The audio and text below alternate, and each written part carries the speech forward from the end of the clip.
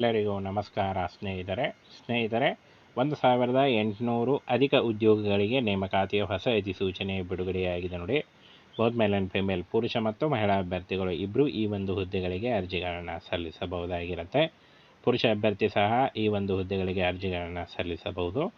ಹಾಗೆ ಮಹಿಳಾ ಅಭ್ಯರ್ಥಿಗಳು ಕೂಡ ಈ ಒಂದು ಹುದ್ದೆಗಳಿಗೆ ಅರ್ಜಿಗಳನ್ನು ಸಲ್ಲಿಸಬಹುದು. ಕರ್ನಾಟಕದ ಈ ಒಂದು ಹುದ್ದೆಗಳಿಗೆ ಕರ್ನಾಟಕದ ಅಭ್ಯರ್ಥಿಗಳು ಕೂಡ ಈ ಒಂದು ಹುದ್ದೆಗಳಿಗೆ ಅರ್ಜಿಗಳನ್ನು ಸಲ್ಲಿಸಬಹುದಾಗಿರುತ್ತೆ. ಸಂಪೂರ್ಣವಾಗಿ ಸರ್ಕಾರಿ ಉದ್ಯೋಗಗಳಾಗಿರ್ತವೆ ನೋಡಿ. ಇನ್ನು ಈ ಒಂದು ಹುದ್ದೆಗಳ ಬಗ್ಗೆ ಸಂಬಂಧಪಟ್ಟಂತೆ ವಿದ್ಯಾರ್ಹತೆ, ವಯೋಮಿತಿ ಹಾಗೂ ವೇತನ ಶ್ರೇಣಿ, ಅರ್ಜಿ ಸಲ್ಲಿಸುವುದು ಹೇಗೆ ಹಾಗೂ ಫ್ರೆಂಡ್ಸ್ ಇನ್ನೂ ಉಳಿದಂಥ ಮಾಹಿತಿ, ಶೈಕ್ಷಣಿಕ ಅರ್ಹತೆ, ಏಜ್ ಲಿಮಿಟು, ಅದರ ಬಗ್ಗೆ ಕೂಡ ಸಂಪೂರ್ಣ ಮಾಹಿತಿ ವಿಡಿಯೋದಲ್ಲಿರುತ್ತೆ. ವಿಡಿಯೋನ ಕೊನೆವರೆಗೆ ನೋಡಿ. ಹಾಗೆ ಇದಕ್ಕೆ ಸಂಬಂಧಪಟ್ಟಂಥ ನೋಟಿಫಿಕೇಷನ್ನ ನಮ್ಮ ಟೆಲಿಗ್ರಾಮ್ ಚಾನಲಲ್ಲಿ ಇರುತ್ತೆ ನೋಡಿ. ವಿಡಿಯೋ ಡಿಸ್ಕ್ರಿಪ್ಷನ್ ಬಾಕ್ಸಲ್ಲಿ ಲಿಂಕ್ ಇರುತ್ತೆ. ಅಲ್ಲಿ ಲಿಂಕ್ ಕ್ಲಿಕ್ ಮಾಡಿ ನೀವು ಜಾಯ್ನ್ ಆಗಿ ನೇರವಾಗಿ ನೀವು ನೋಟಿಫಿಕೇಷನ್ನ ಕೂಡ ತಿಳ್ಕೊಳ್ಬೋದು. ಇನ್ನು ಫ್ರೆಂಡ್ಸ್ ಹುದ್ದೆಗಳ ಹೆಸರನ್ನು ನೋಡೋದಾದರೆ ವಿವಿಧ ಹುದ್ದೆಗಳಿದ್ದಾವೆ. ಒಟ್ಟು 1800 ಹುದ್ದೆಗಳು. ಆನ್ಲೈನ್ ಮೂಲಕ ಅಫಿಷಿಯಲ್ ವೆಬ್ಸೈಟ್ಗೆ ಹೋಗಿ ನೀವು ಅರ್ಜಿಗಳನ್ನು ಸಲ್ಲಿಸಬಹುದಾಗಿರುತ್ತೆ.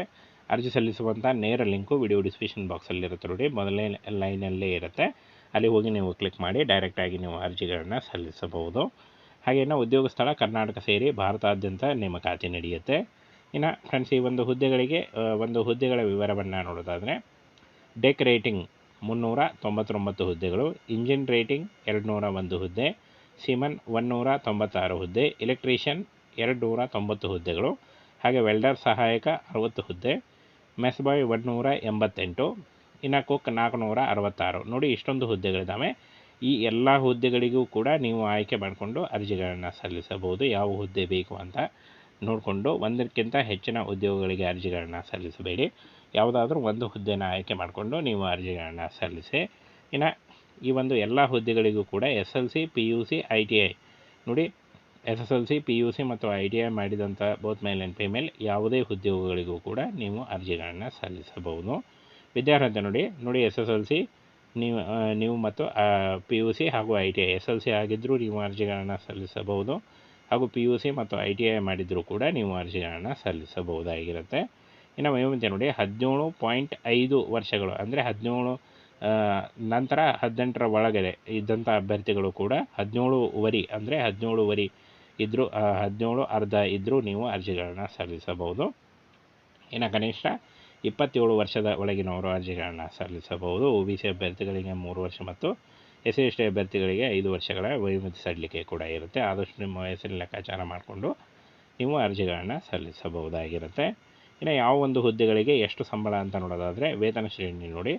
ಡೆಕ್ ರೇಟಿಂಗ್ 399 ಹುದ್ದೆಗಳಿದ್ದಾವೆ. ಈ ಒಂದು ಹುದ್ದೆಗಳಿಗೆ 50,000ದಿಂದ 85,000ವರೆಗೂ ಪರ್ ಮಂತ್ ಸ್ಯಾಲ್ರಿ ಆಗಿರುತ್ತೆ.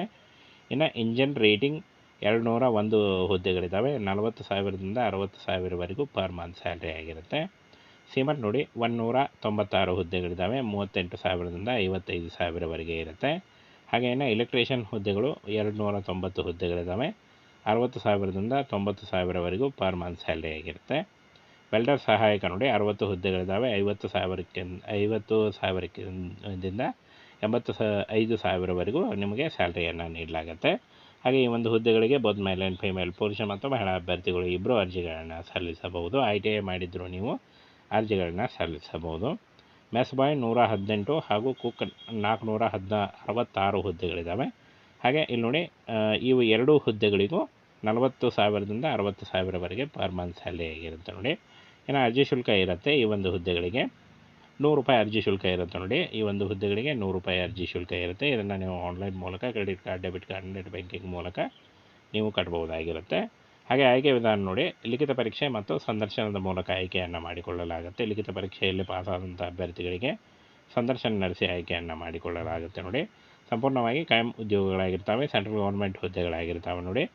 ಇನ್ನು ಈ ಒಂದು ಹುದ್ದೆಗಳಿಗೆ ಅರ್ಜಿ ಸಲ್ಲಿಸುವಂಥ ಕೊನೆಯ ದಿನಾಂಕ ನೋಡಿ 10 ಫೆಬ್ರವರಿ 2025. ಅರ್ಜಿ ಸಲ್ಲಿಕೆ ಆಲ್ರೆಡಿ ಶುರುವಾಗಿದೆ ನೋಡಿ. ಈ ಹುದ್ದೆಗಳಿಗೆ ಅರ್ಜಿಗಳನ್ನು ಸಲ್ಲಿಸಿ 10 ಫೆಬ್ರವರಿ 2025ರೊಳಗಾಗಿ ಆನ್ಲೈನ್ ಮೂಲಕ ನೀವು ಅಫಿಷಿಯಲ್ ವೆಬ್ಸೈಟ್ಗೆ ಹೋಗಿ ಅರ್ಜಿಗಳನ್ನು ಸಲ್ಲಿಸಬಹುದು. ಅರ್ಜಿ ಸಲ್ಲಿಸುವಾಗ ಆನ್ಲೈನ್ ಮೂಲಕ ಅರ್ಜಿ ಸಲ್ಲಿಸುವಾಗ ನೋಡಿ ಫೋಟೋ ಬೇಕಾಗುತ್ತೆ, ಅಫಿಷಿಯಲ್ ಡಾಕ್ಯುಮೆಂಟ್ ಆದರೆ ನಿಮ್ಮ ಎಜುಕೇಷನಲ್ ಡಾಕ್ಯುಮೆಂಟ್ಸು, ಹಾಗೆ ಒಂದು ಫೋಟೋ ಬೇಕಾಗುತ್ತೆ, ಪಾಸ್ಪೋರ್ಟ್ ಅದೇ ಫೋಟೋ ಮತ್ತು ಕಾಸ್ಟ್ ಇನ್ಕಮ್ ಸರ್ಟಿಫಿಕೇಟ್ ಇಷ್ಟನ್ನು ತೆಗೆದುಕೊಂಡು ನೀವು ಆನ್ಲೈನ್ ಮೂಲಕ ಅಫಿಷಿಯಲ್ ವೆಬ್ಸೈಟ್ಗೆ ಹೋಗಿ ಅರ್ಜಿಗಳನ್ನು ಸಲ್ಲಿಸಬಹುದು.